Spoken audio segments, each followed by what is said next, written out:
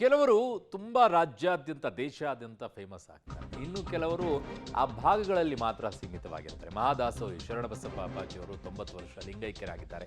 ಲಿಂಗಾಯತ ಸಂಪ್ರದಾಯದಂತೆ ಅಂತಿಮ ವಿಧಿವಿಧಾನ ಮುಗಿದಿದೆ. ಈಗ ಶರಣಬಸವೇಶ್ವರ ದೇಗುಲದ ಬಳಿ ಡಾಕ್ಟರ್ ಶರಣಬಸಪ್ಪ ಅಪ್ಪಾಜಿಯವರ ಅಂತ್ಯಕ್ರಿಯೆಯನ್ನ ಮುಗಿಸಲಾಗಿದೆ. ಮಠಾಧೀಶರು, ರಾಜಕೀಯ ಗಣ್ಯರು ಕೂಡ ಇದರಲ್ಲಿ ಭಾಗಿಯಾಗಿದ್ರು.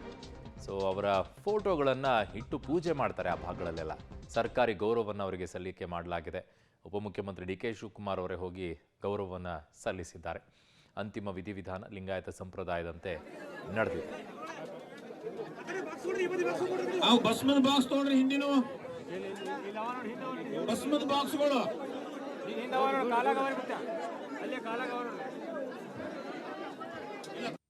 ಭಸ್ಮಗಳೆಲ್ಲ ಮೊದಲಲ್ಲಿ ಹತ್ಕೊಂಡ್ಬಿಡಿ. ಇನ್ನೊಂದು ಸ್ವಲ್ಪ ದೇಹ ಒಳಗೆ ಹೋಗುತ್ತಾ ಸರ್, ಇನ್ನೊಂದು ಸ್ವಲ್ಪ ದೇಹ ಒಳಗೆ